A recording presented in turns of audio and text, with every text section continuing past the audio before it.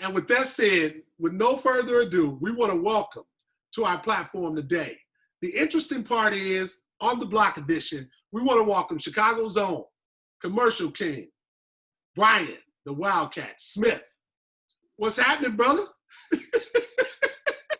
Are you in there? Are you in there? What's going on, brother Allen? What's up with it? It is always an absolute pleasure, man. Welcome to the interesting part is the virtual edition. As you can see, we're joined today by our executive producer, Danielle Wallington. We're just kicking back, having a good time. But before we get started, man, I know we have a ton to talk about. Read through your bio, absolutely incredible journey. We're going to share with our listeners. What's going on in the background, man, with the books? Are you going to share, educate us today? What's going on? Oh, man, you know, everything's virtual nowadays. You know what I'm saying? So all these Zoom meetings and IG lives, because can't nobody really talk, go outside. And I'm noticing in the back of everybody's, you know, in the background, they got their bookshelves. Like, look at your house. You got mirrors and pictures. See, I'm in LA. I don't plan on living here too long. So I haven't made this place my own. I said, you know what? I'm going to do my own bookshelf. I'm going to set it up on the side to let everybody know how fundamental reading is. So all of the interviews that you've been doing, you got your bookshelf in the background. Yeah, I set up some books in the back until I give me a real bookshelf. Let people know I read. Yes, I do read. Okay. That's powerful, man. That's powerful. But once again, welcome. I know you mentioned that you relocated out to LA. How's that going? It's going good, man. It's going really good. But I realize why people don't come out here. I get it. You know, it's you gotta really want to be here, man. You know, it's beautiful, but it's such a mirage. You know, it's like you see it from afar, but to be here it's different, man. It's different. Like, I like it, but imagine if your life was a movie. That's what LA is. The majority of the people are actors. You don't know who these people really are, because everybody came out here and was like, okay, a lot of people came out here and, like, you know, my life was not what I wanted to be, so let me move out here and become this other person. There's a lot of those people around, but it's cool, man. You know, when you really step out on faith, you really see who your friends are. You realize the difference between friends and associates, family members. It's cool, man, but coming from Chicago, where everything about us is real, out here, you know, it takes a little, I don't even want to say adjustment. You almost have to assimilate to a certain extent. Huh?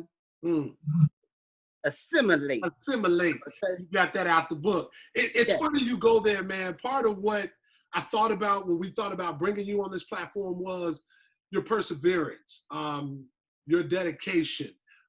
There's a story I know that you tell often about you being a class clown, but owning that, right?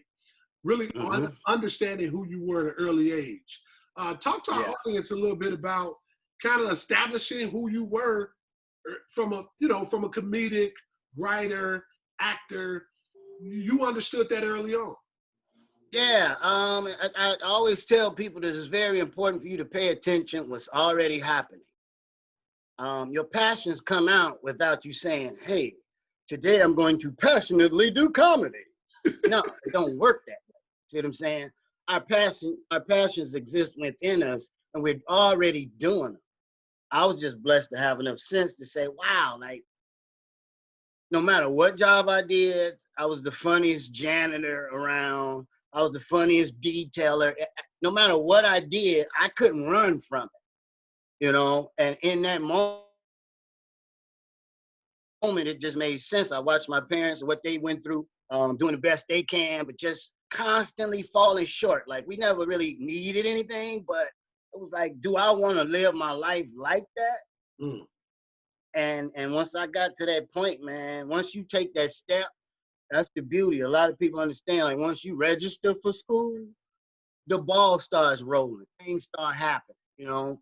people don't understand when you following your passions, you do that every day. You got to go to work. You got to go to school. What's the first thing you do? You wake up, you get in the shower. You know you're not going to leave the house if you don't get in the shower. It's a process to it. That's right. You just got to do. And taking that first step is taking that shower. You know, it's knowing, and regardless of what I do, I'm going to do comedy, Kiss Island. I'm going to crack jokes, but I realize it's deeper than that. Like, what am I going to do with my voice? My comedy is changing, you know? I feel like, you know, with social media, the platforms we have, that's why when you call, you already know, no doubt, because I feel like we have a platform that people are not using. Like, that's this drive, this passion. I've been doing this for 20 years. That's right. That's right. That's a long time. You got to, I don't care what it is. If you don't want to do it, you ain't going to do it for 20 years. 20 years. No. That's so real, man. It takes me down a couple of angles. I know that you've moved out there, still doing what you love, the passion, the drive, but I know you came up on some hardship. I know you were out kind of hanging out with your kids and hurt yourself. What happened? Yeah, me and my son were having a footworking contest. And, you know, because the old school footworking versus the new school. And I tried a move that wasn't really perfected and fractured my ankle 3 places. No, I was riding, and this is important. Y'all can laugh, whatever. I'm a comic. I was on electric skateboard. I don't know if you're familiar with those, Kiss Out. Yep. Man, ridiculous. Okay, you just took me there. I had to like check out of it. No, it's a remote. You're on the board. You got to point it a certain way because of the arrow, because it's moving. You got to control it in your hand, the gas and the brake. The first time I'm on it, I'm feeling it. I'm trying to show my son, like way before everything was electric. Boom, we used to do this with the foot. But no, I got this controller in my hand. I got the moving and thought I was hitting the brake, but like jammed on the gas. And yeah, boy went one way, I went another way, came down. My foot was like, dude. I mean, like, that was crazy. And my son's mother and my son don't have poker face, you know. So they kept looking at my foot like, And I'm like, is it that bad? They're like, I really don't. It'll be all right, Dad. No, it's not that bad. But that was so important because we have to understand when you're stepping out on your faith and your passion, those things are almost guaranteed to happen. You got to understand when you're stepping out like that, things are going to happen because of how great the outcome is going to be. That's what people don't understand. My battles and everything I went through, you know, back and forth homelessness, fracturing my ankle when I just moved to Los Angeles. But you got to really have faith in what you are doing because look at it from my point of view. He shut me down, broke my ankle, stopped me from doing what? I don't know. We're doing a lot of crazy stuff. But he sat me down right before these difficult times. You know, and in that, did that save my life? I don't know. I move around. I don't know how to sit down. I've never sat down this long. And it's forcing me and everybody to just really realize what you want to do with yourself, how passionate you are, who are your friends, you know. That, like, breaking my ankle was probably one of the best things to ever happen. Wow. I never thought I would say that. I reconnected with my son and not even knowing that there was a slight disconnect. Wow. You know what I'm saying? Like this, like life is real, but if you're not following your passions, then you just waiting to die, man. You just waiting to pass. It's so funny, man. You talked about your passion continuing to call you. no matter what you were doing, you were the funniest. It just continued to present itself. You get a call, a show here, a show there. What do you say to students who, or just people in general who ignore, right? Because sometimes we ignore our glory. We ignore our strengths. How do we get people to that point where they begin to pay attention? Are there any triggers that you can advise? Yeah, when you wake up and you have so much of your life that you dread, you know, even with school, the stuff you learning, like when I was in school, it's like you gotta honestly see the big picture, you know. You gotta really look at it for what it really is and understand the process, you know. That's what's up. So you moved to LA, you had the unfortunate incident, you were able to sit down. These troubled times, I think, set us all down. But right before everything kicked off, it was probably right around the time that you messed your ankle up. We had the untimely death of one of America's greats, right? One of the greatest of our times, Kobe. And I know just knowing you, I know that affected you heavily. Yeah. What are your thoughts on how that, how did that affect you? Yeah, and life is crazy when we try to figure everything out. And dealing with that and living in LA in that moment was a whole different world. Coming from Chicago, it was almost like Jordan had passed. You know what I'm saying? And you really don't understand the impact that you have when you're in the light. You know what I'm saying? You really don't. I don't think Kobe understood all the people he touched, people he's never met. You know what I'm saying? Mm. It just sat back and had the whole world appreciating their daughters, appreciating their family. It was crazy, and you like, why, like God, like why would you take Kobe? You know, Mm. Dennis Rodman walking around here, and you take Kobe. You know, come on, man. You know, I don't want nobody to die, but come on, man. Dennis or Kobe? Sorry, Dennis. I'm sorry. Come on, you could send that test to the kids. Dennis or Kobe. Come on, man. So But I think it's these things are happening because of the situation the world is in. See, normally things happen to you, or it happens to me, or it happens to Chicago, or it happens to LA. When things start happening to the world, now we wake up. You know, now we start realizing, like, wow, regardless of how dope it is in your situation, man, look at the world right now. yes, that is a realization, and myself and the executive producer of this show, we talked about that in depth. Both parents, we talked about that in depth in terms of our own little bubble versus what we see every day, right? And I found myself in some instances holding people accountable to a standard that maybe I didn't necessarily understand, right? And Yeah. feel like, well, I ain't got to necessarily deal with that. Well, one way or another, I've had to deal with that now, right? And Mm-hmm. so I find it interesting. You just hit on something when talking about Kobe Bryant that I thought was profound.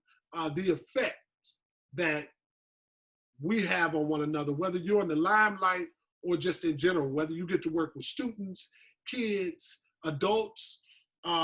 You talked about the effect as long as you're showing up every day. How important is it for these students to understand the power of showing up every day? Man, with what I do, attendance is half the battle. Mm. Just having a working vehicle and being dependable, having my cell phone on. Yes. My career, I've sustained my career by being dependable. Because they know when they call me, I replace comics all the time. So if you're not on time, they're just going to find somebody that is. If you're not there, you can't receive the blessing. You know, you have to understand how blessed you are to be in America. and to have education, to be able to just go there and just learn. But you got to understand, like right now, showing up and being there in that moment, these moments, man. And I, what's so crazy about it? I'm gonna backtrack real quick. Please. Because I got this speech when I was that age. I was in college. I was young.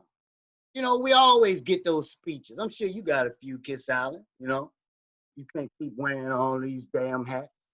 You know, I'm sure they said something to you. You know, about your hats. You know, and how you're showing them off in front of everybody.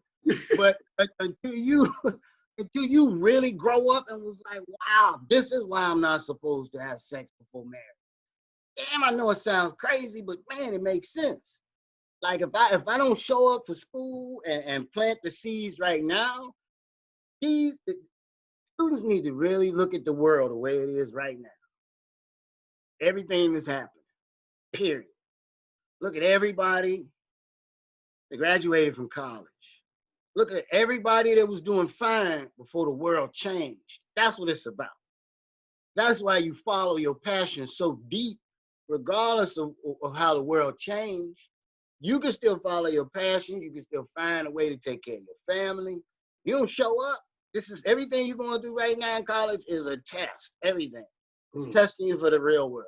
They're purposely putting you through things and obstacles in an educational process, because when you get out in the work field, and I hope that the majority of the students watching this are looking forward to becoming entrepreneurs instead of just employees. I mean, people do that, but you got to really understand the process. You know, you got to really. Damn, I lost my point. No, you good. No, yeah, no, I'm saying though, like in this moment, it's people with businesses. That what happens? You started a business, your business was looted. You know, like this is really the time when a lot of people are gonna tell you all type of stuff about what you should do, this and that, and the moves you make. But I honestly wish in that point I had somebody to really just sit down and force me to listen. People are gonna tell you right now you're making moments that's gonna change your life. Moments. The decisions you make right now is gonna change history. That's what I get. And I don't want to just be somebody, a comic, that's just doing my thing, making money, whatever. No, like, and it didn't hit me, the seeds I was sowing, until I had an injury or I was in a situation. And I'm glad I'm the type of dude, you know, that I am, just being honest and truthful with people. But because I'm following my passion, it's like keeping me alive. So it is. I know you've done some big stuff, man. I know that you were the national winner of the national competition, Shaq's Comedy All-Stars. How was that? How was that? The Shaq Comedy All-Stars was dope. That was a dope experience. That was those pats on the back you need. You know, that's a nationwide competition. They took some of the funniest comics, up and coming, of course, in about 10, 15 cities. Maybe they went to 10 cities. So you got to understand, this is pretty much a representation of the up and coming comedy scene in the nation. So to win in Chicago, then to go to LA and win, that was really, really big. That was monumental because I'd already been doing it for like 15 years. I'd already won Apollo. So I'd already been on TV. You know, I'd already had those accomplishments, and I constantly wait for things to pat you on that back again. But it was a wake-up call because of how things look from the outside. Now, I won the Shaq thing. That was dope. I'm glad I still took care of my business and whatnot, but it was more light than anything. It was more glamour. Shaq wasn't really involved in it like previous years. If you look at it, you know, back in the days, it was stars in the audience, in the front row. Shaq was there.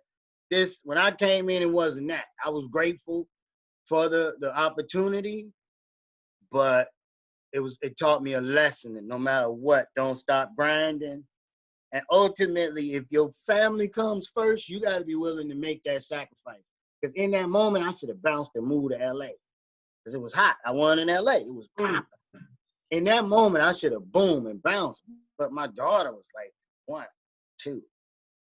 So me having family first, I knew I had to sacrifice that. So imagine the momentum that was lost. Right. When that happened, that was 6 years ago. My daughter's 8 now. But if you know the relationship I got with my daughter, then it was an easy choice back then. but right? if you really if you really want to make it, we ain't talking about family, we ain't talking about God. If I really, really wanted to make it like that, I would have left my daughter before I built the relationship with her to leave to be able to call her on the phone. You see what I'm saying? Wow. So I'm okay with where I'm at. A lot of the people you see that's on top, that's it, yo. They sacrificed a ton of. That's it. It's funny. I don't care what you put on that list, Kiss Island. Making it is gonna be first, and I know you got a lot of things on that list. That's right. You talked about your art, your passion. You were able to go ahead and win the Shaq Comedy All Star, but then I watched you do some national commercial spots, Tostitos, Xfinity.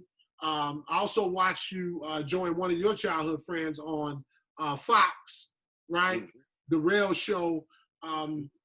Talk about this experience, right? Because we have kids who are funny, they're gregarious, they really understand tone and pitch, but they don't know that they're creating a life for themselves, right?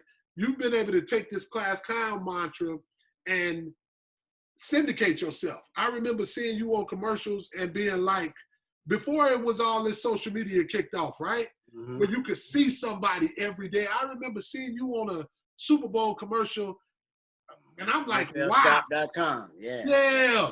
What? Yeah. NFL. What was that like? What was that like? Man, your heart skips a beat. And that's why I know I'm doing exactly what I'm supposed to be doing. Because you get a feeling. And commercials are different because you don't know when it's coming on. Yeah. It's so unexpected. It's the perfect gift for your mama or your ex. Yes. Or, you know what I'm saying? It's the perfect because you just sitting there and then boom, there go candy in your face. And then once you see it, you're going to see it again. You're going to see it again. You're going to see it again. That was so dope. I think that's one of the best feelings. A commercial is up there, and it may sound crazy. Of course, the movies have more exposure and this and that, but for the world to just be sitting somewhere, I think that's the best feeling you could have. The money was cool, the money was dope, but I know that I was shown a lot real early. So I could see it, and then a lot of things happen to people around me. Like God is really protecting your boy.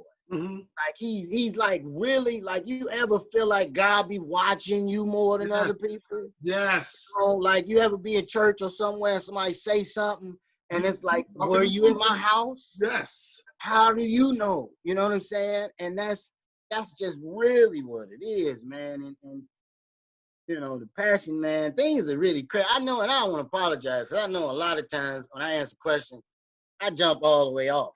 So I might be taking notes. Like, no, this is important because there are people in the process of making up their mind and trying to figure out if what they were feeling is real.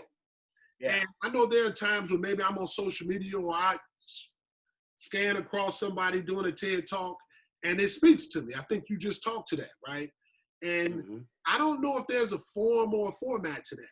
I think that we create the content, we speak from our heart, and we allow people to kind of get in where they fit in. And that's what the interesting part is, right? It's the most interesting thing about the most interesting people. How does that tie into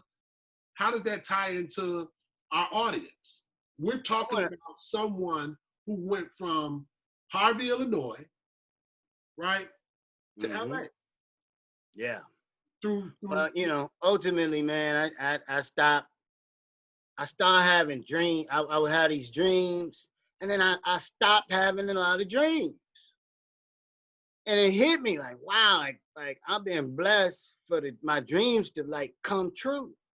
Like I had to come up with new goals. It was such a blessing, and it was all just taking those steps. That's why I'm careful what I say to college kids and whatever it is. Y'all can cut this out or not, but you have to realize when it's time for you to start making those decisions, they might go against what your parents want you to do. Family members, friends. You see what I'm saying? Yep. I know that's a dangerous statement. And I know a lot of people watching this might have toxic parents. You might be doing stuff strictly for your parents. They might be trying to force you to do something that's good for you. Maybe it is, maybe it ain't. Regardless, find something in your passion. I don't care what you got to do for your family. Have those passions. Because if you don't, you're going to end up 40, 50. In a place where Chad, when you and I met, I think I was right where you talking about now. It was like, I'm going to do what I love to do. I tried my hand at getting on stage. Just didn't have enough courage at the time, but developed some quality relationships and was able then to build out that comedic platform that, you know, just allowed me to continue to work on my passion. A few other topics I want to get to make sure. We talked about a segment that we have called Rapid Fire. And so at this point, we're going to dive in. We're just going to throw some statements at you. And I want you to real quick just respond in a way that empowers our audience. All right? Man, pressure. Because I'm just funny. You want funny? I got it. But empowering? Empowering, funnily empowering our parents. I said funnily. I don't know if that's a word. All right, let's do it. You from Chicago. Yeah. All right. First question I will ask is, you ain't been back in a while. Do you miss the food or the people? The people make the food. I miss those people that make the food I love. No, I love the people. And that's a great question. I've been asked that question before.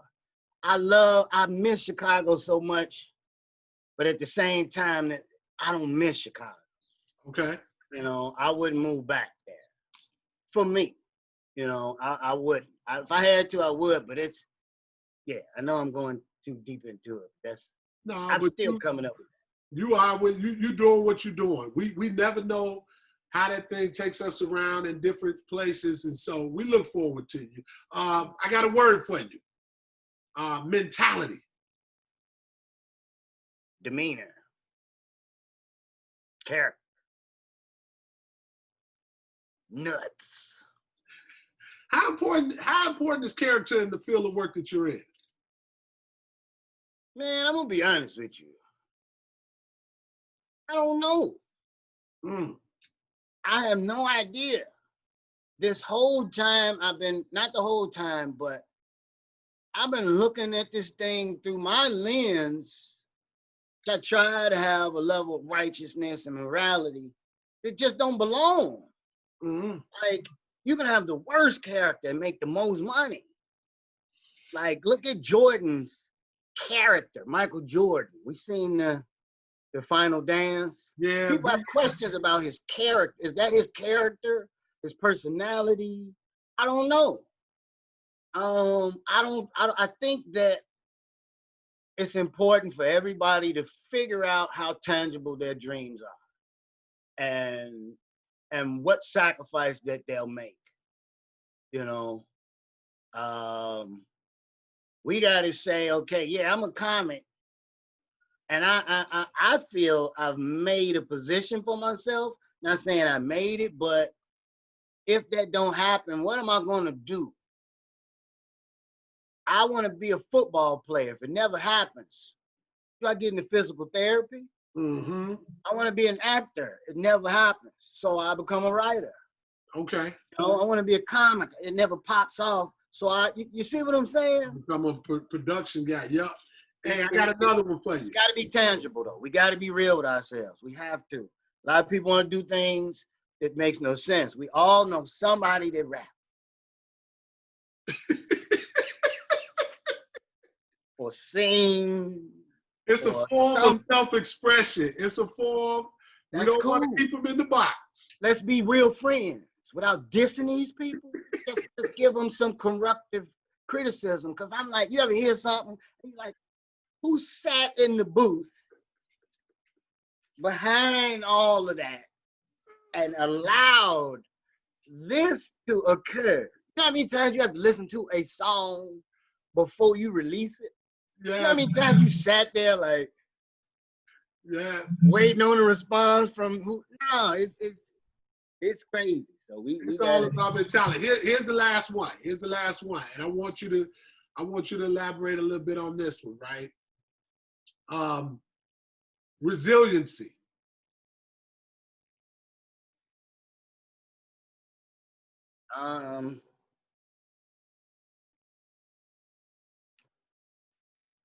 Being resilient, man, I think it's in our DNA. You in America, just to really be here and hustle, that's important. But like that's a word when you don't have nothing else, like you really gotta depend on that. Like there's so many things, and no matter what, we just won't give up. You know, you want to talk to this girl, man, no matter what, if you really focused, you're gonna take your time. You know, you want to buy a car, you really focused, you could do it. You know, you got to be resilient because you have to understand, regardless of what and who's around you, your parents, family members, you're in a position to make your history. You're writing a book right now, making a book. To be resilient, like just take that word, determined, like grab a thesaurus, and you won't understand it now. They always say it, like old people.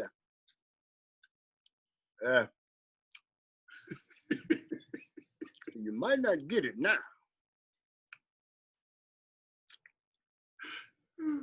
Why old people do that? Like they got peanut butter or something. Cleared out their mouth. You know, but hopefully something that somebody is saying resonates, because trust me, I'm 40, 41. I don't really have no regrets in life, man. I've been following my dreams since high school. I went to college, had a child, went back, got my degree. That's right. After my kids were like already old enough to know what was going on, I went and got that degree mainly for them.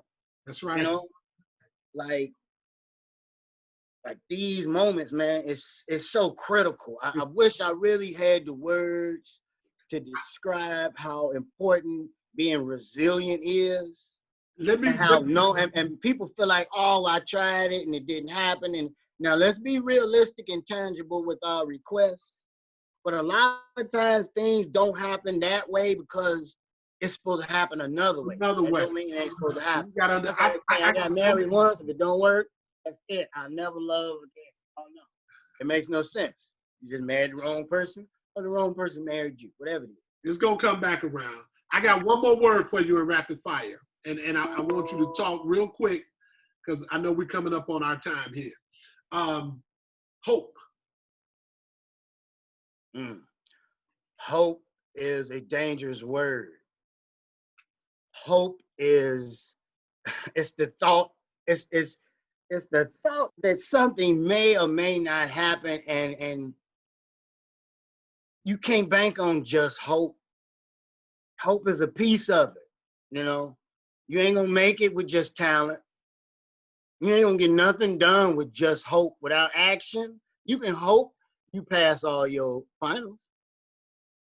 If you don't study, you know, we can hope they stop killing us in the streets, or we can put ourselves in a position where we become an asset, not a liability. We got to start respecting ourselves first, period. Crazy, man. We ain't got enough time.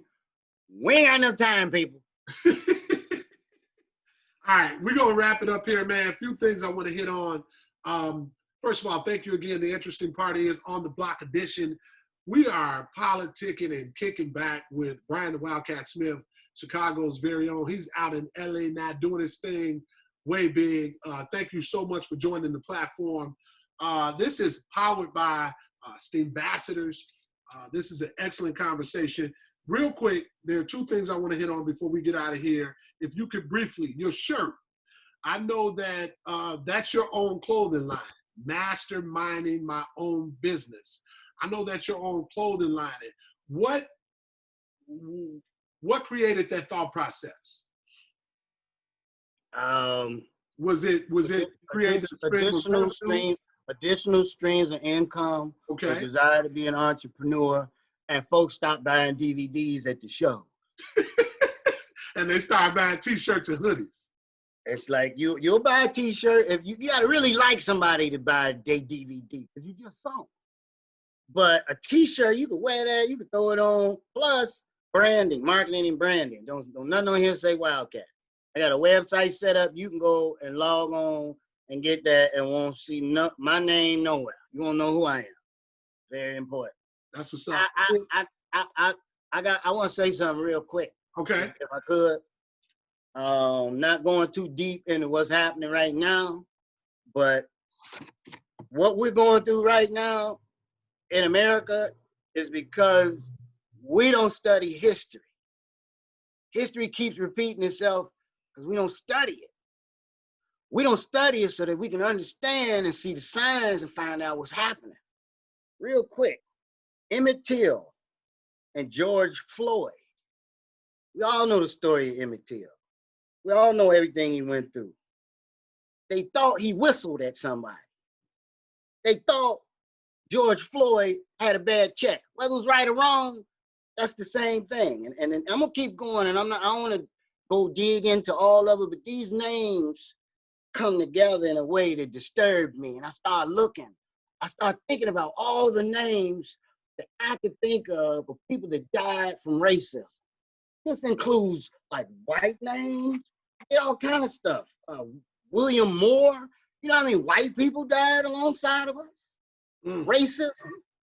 Medgar Evers, Breonna Taylor. Anybody know their history? Medgar Evers. Come on, had people voting. Both of them were shot either in their home or outside of their home. That's crazy for something to happen in the 60s that happens now, and we don't see the connection. A dude named Willie Edwards Jr. that was forced to jump off a bridge by some racist white people back in the days because they thought he was another dude who they thought was dating a white woman. So this ain't even the guy that they think is doing something. He had a gun in his head and he was forced to jump off a bridge. They found his body 3 weeks later. Ahmaud Arbery. We know about that brother, the jogger. They talking about he had a TV. Look, match these names up. And that was the whole purpose. Emmett Till, George Floyd, Medgar Evers, Breonna Taylor, Willie Edwards Jr., Ahmaud Arbery. Take a second and really think about how many names you could come up with off your head of people that have died from racism in America. Think about that number off the top of your head. Then Google it. It's gonna blow your mind. And that may explain why the world's going through what we're going through right now. So let's study history so it can stop happening. I appreciate that, brother. It's trying times for us all. I think that I've been in a state of confusion over the last couple of days, just in terms of dealing with my feelings. We'll continue to create platforms where we can talk. And more importantly, I've become, and I feel like this was always one of my strengths. I'm a great listener. And I think it's time for us as a whole to put that skill set to work. We need to listen more. We need to listen to these young adults. We need to listen to their thoughts. If they're not paired with ours, that's fine, but we need to listen and find how we can lead through some of their thoughts and make sure we get in front of it, man. I appreciate you, brother. I know that you and I could sit here and talk throughout the afternoon, but I truly appreciate you. Where could people, I know that you're going to get back to work here, start touring, doing your things. You'll have a platform to continue to share your message. Where can people find you and follow you? Man, right now I've been spending a lot of time on Tinder. My profile on Tinder is, I promise I won't do what the last guy did. That's my name. No, you can check me out on social media, DA Wildcat, IG, Twitter, Brian Wildcat Smith, or Facebook. And I always tell people, if you don't have a .com, you're not doing business. So check me out on actorbriansmith.com, wildcatcomedy.com. Hopefully you'll see me on your TV screen or movie screen whenever they let us go back to the movies. Thank you, brother, man. It has been an absolute pleasure to speak with you. This is, the interesting part is the On the Block edition, where we talk to the most interesting people about the most interesting thing. Always imparting, remember, love yourselves, love each other, and find a reason to do good each and every day. Be a better version of yourself. Thank you all very much, and have a wonderful day.